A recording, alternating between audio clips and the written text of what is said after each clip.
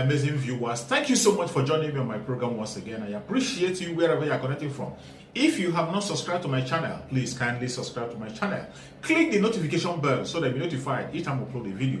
You will be among the first to receive it. Thank you so much and remain blessed. Whenever you look my video, whenever you watch my video, share the video to all platforms. Share it to family and friends. Share it in your WhatsApp group so that people can get information on what is happening in the contraption called Nigeria, mainly against the Biafrans, against the Duduas, against the indigenous people in the contraption called Nigeria. I try as much as possible to set the record straight. I don't preach hate speech. I don't speak against people. I set the record straight. The only important thing I do here is to make sure that the plight of the people remains on the front burner and the world will know the true story of what is going on in the contraption called Nigeria.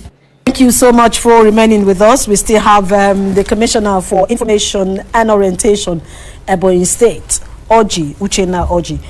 We were talking about infrastructure development. You had mentioned some of the things that the governor of Ebonyi State had done, and because he can hit his chest to say, yes, these were the things I did. I have a legacy from my state, because they said charity begins from home. If you want to run as a president in Nigeria, you need to show Nigerians what you did as a governor of the state. But Ebonyi State alone cannot make the governor of Ebonyi State a president. So if you have to say, okay, here is a southeast person and you need support of others, what is your governor doing to link some of this road you are saying from this to this and from Enugu to that?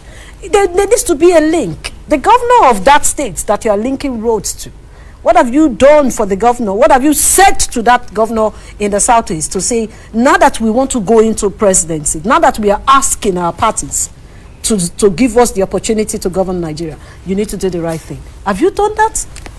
Is there love and synergy amongst the governors of your state, despite party affiliation? Let me mention that I don't have the competence to speak about the developmental strides of other states within the southeast, but I'm pretty sure that they are doing wonders in their various rights, and I can't talk about that. They have where they have advantage, where they measure.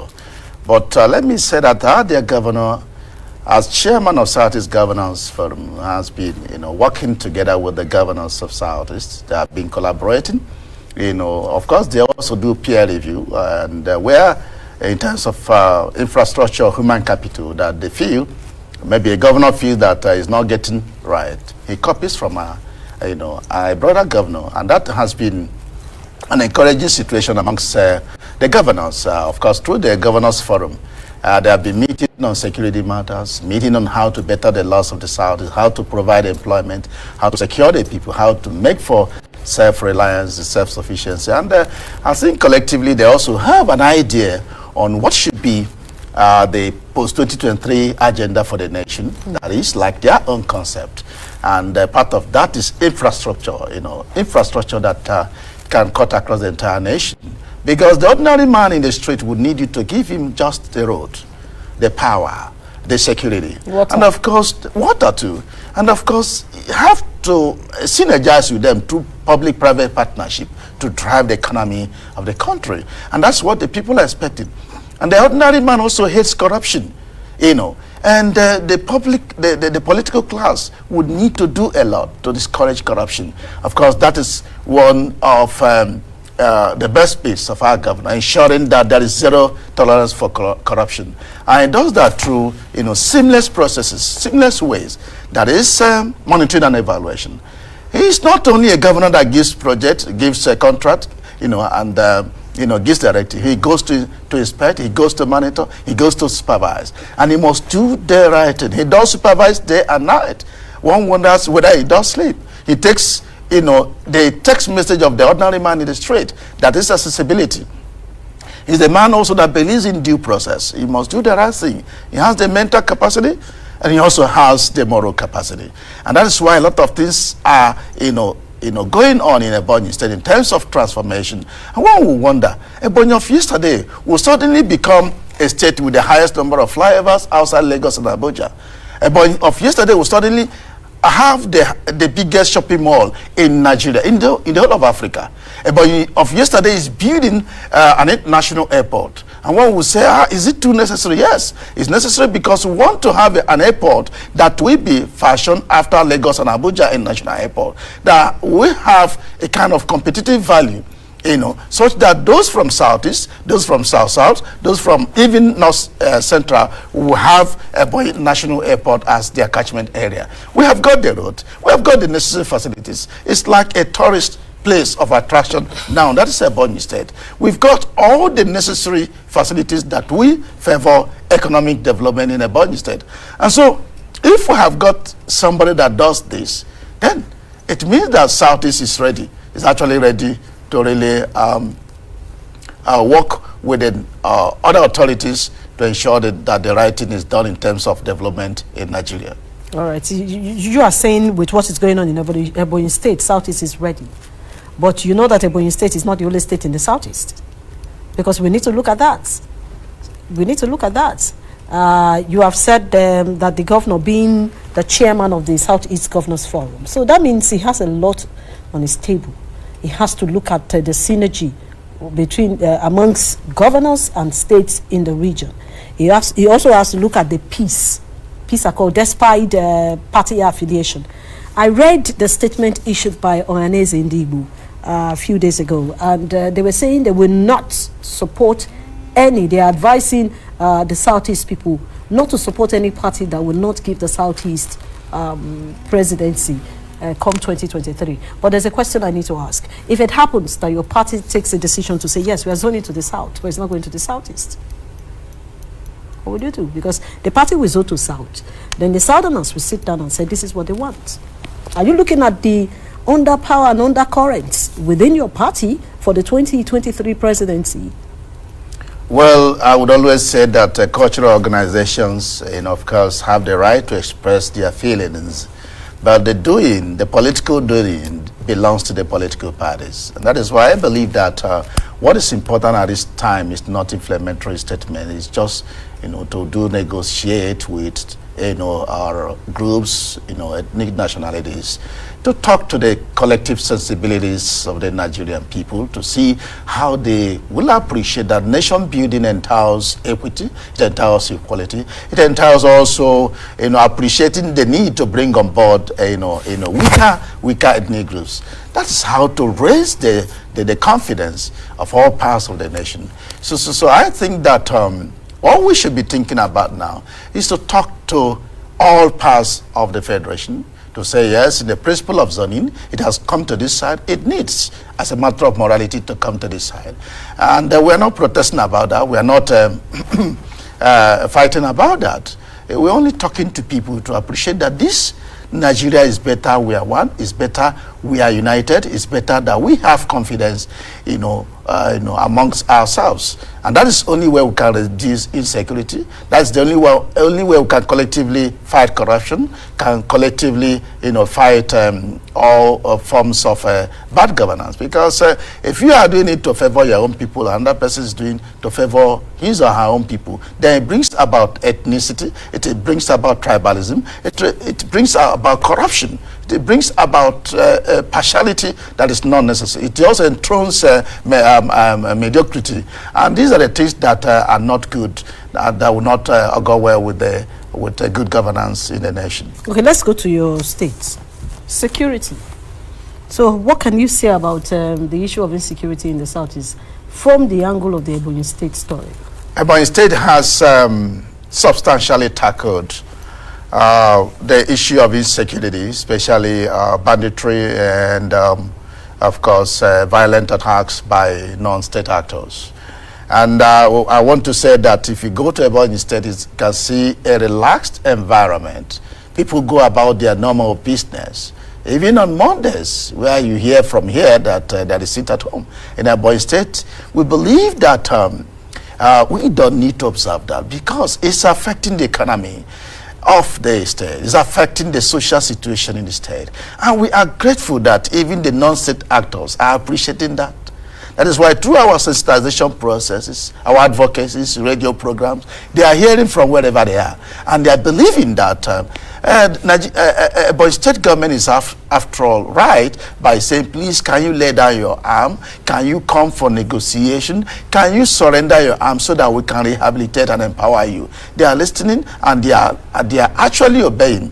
In other climes, I can't speak about that, but I can say that anytime you come to Ebonyi State, it can be rest assured that you do your business, there is no hindrance. What we are seeing of recent is what is like hit and run attack on security officials and other individuals, which we are beginning to trace to, you know, some of these inflammatory statements and fake news and some other idle behaviors of enemies of the state, enemies of the development we have achieved so far. But we are doing a lot to, through intelligence, to see how and where all of these problems is coming from, so that we can address them squarely. But as I speak with you, the engagement processes are going on, of course, with traditional rulers, with all the stakeholders. From time to time, we meet on a town hall meeting to review security situation, to know what are the problems. And with the coming on board of Ebubago security outfits, of course, which used to answer neighborhood watch,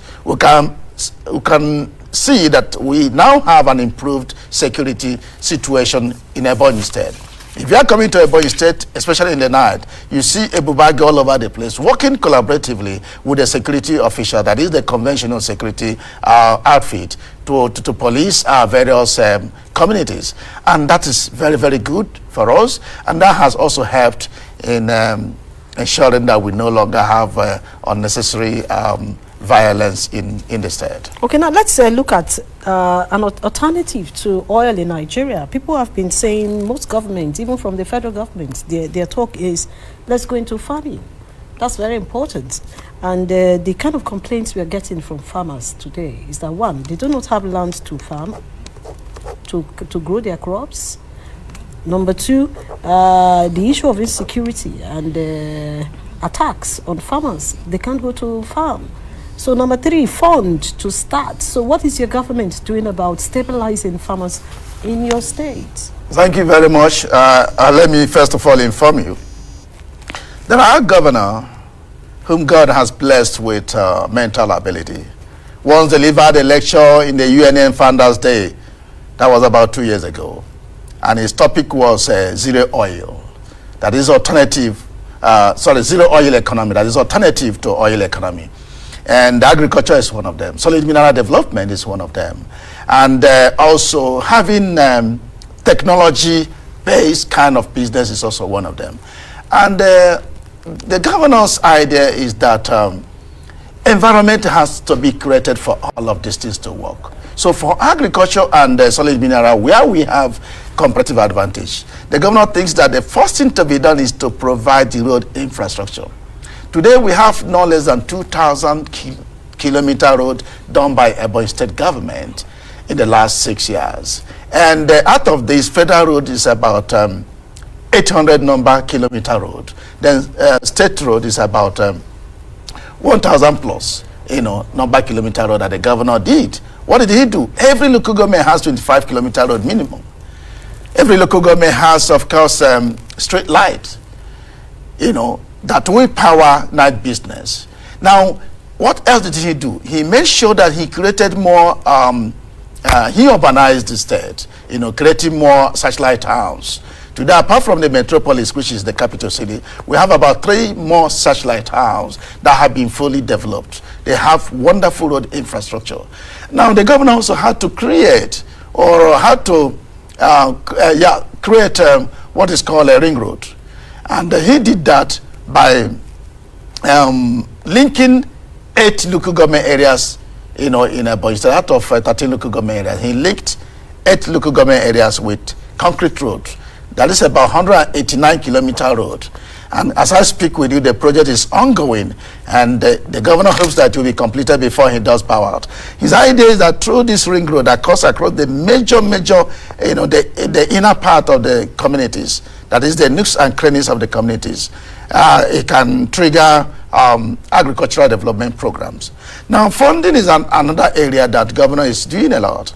He's tapping into a lot of federal government interventions in agriculture, the Anchor Borrowers Program, the Commercial Agricultural Credit Scheme. And a lot of other social investment programs. Even the opportunities provided by the Bank of Industry in Agriculture, the CBN in Agriculture, the governor is stepping them down to ensure our people take advantage of this to power the agricultural programs. Now, the governor also had to procure 13 bulldozers, 1 bulldozer per local government, and procured 40 brand new tractors with the fullest implements and gave it to individuals to see how they can, as cooperatives, to see how they can help to, engender agricultural development in Ebonyi State. Then he now introduced what is called mechanization and commercialization. Mechanization in the sense that we have to go into the use of mechanized implements instead of crude implements. Commercialization in the sense that if you must participate in state government agri programs, you must be able to do a minimum of 1 hectare. 1 hectare should give you no less than half a million. So what about those who don't have this much and who are into small farmings? You still need to put those ones. That's what I'm saying. That what the governor's policy entails is that you should be able to do 1 hectare. Then if you have 1 hectare, government will give you the funds. It will give you the rice seeds, the implements, and the seeds and all of that to go into farming. And when you do that, government will also provide a way of buying back those farm produce. And of course, we have Africa's biggest rice milling plant. That's about a 2 metric ton capacity per hour.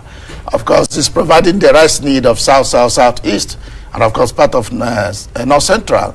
And the idea of government is that if you can cultivate rice, no matter the quantity, you should be able to, government should be able to buy it, from you, and the chain continues. And this has actually helped, Ebonyi farmers, because of all of these programs. But again, the government also does a lot in the area of empowerment. And in empowerment, emphasis is on agriculture-related programs, agribusiness, whether at the primary level, secondary level, or tertiary level of agri program. And this has also guaranteed food security in Ebonyi State. Of course, if people move to Ebonyi State now, there's nothing like hunger because the government has put everything in place. Yes, a lot of improvement has been done in ensuring food sufficiency and food security, as it were, in Ebonyi State. And the government is continuing to do much more. Of course, we had issues of people not showing interest because of experiences of the past. So attacks or sensitization, attacks by herdsmen at that time, and also issues of, natural disaster and all of that. But through the programs of government, state government, and through sensitization processes, they are beginning to show more interest. And we believe that with time, you can be sure that Ebonyi State will also not only be the south of the nation, but will be the food basket of the nation. Well, it's good to say that, to say all this that you have said, that your governor is doing quite a lot. But someone who is eyeing the top will not just move alone. It needs others to come together, because that's why I keep talking about relationship with other states in the southeast is quite important. Anybody that wants to say, yes, I want to vie for president from the southeast, will look at how he can fuse the interest of the southeast first, make them have one voice first, because they've been this saying that the problem with the people of the southeast is that they don't have one voice. You see this person going, supporting an outsider instead of someone there. So that's very, very, very important. So before we go, I'd just like you to talk to your people, not just the people of Ebonyi State at this moment. Talk to Nigerians, and especially the Southeasterners, who are not just centered in the Southeast, but they are scattered in Nigeria. They are having their businesses almost in all the regions of Nigeria. The importance of having a permanent voter card is very, very important, of having a permanent voter card. Because if you say you want to go for presidency and they ask you, how many numbers can you give us? Do you have people who register? What would you say from your region? So you need to talk to your people. What would you tell them at this moment? It is actually time for all of us to wake up, the Southeast, the entire nation, to know that we are beginning to have a new direction in our governance processes. 2023, if we participate in electing who becomes the president.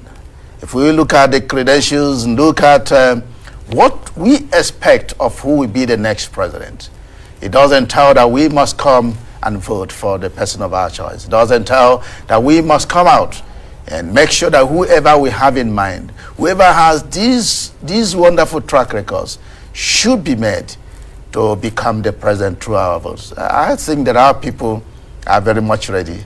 And with what is coming now, with everybody saying that it's good to have equity, it's good to have equality, I think it will raise consciousness, it will raise confidence on the part of the Nigerian population. So I thank my people, I thank the Nigerian people for all their prayers and for all their support for even this administration. All right, thank you so much. We'll be speaking with the Commissioner for Information and Orientation, Ebonyi State. Thank you so much for your patience to watch from the beginning to the end. I hope you have learned something from the video you have just watched. The video you have just watched is to bring information to your doorstep and for educational purpose. It is not to demonize anybody. Let us watch continuously and see who can be able to make a sense out of every nonsense we are seeing. We must continue. We move. It doesn't matter what they do. It doesn't matter what they say. They will kill us. We will kill them. At the end of the day, Biafra is here. Thank you for watching. If you have not subscribed to the channel, please kindly subscribe to the channel. Click the notification bell so that you're notified each time I upload a video. You will be among the first to receive it. Thank you and remain blessed. Bye-bye. See you again.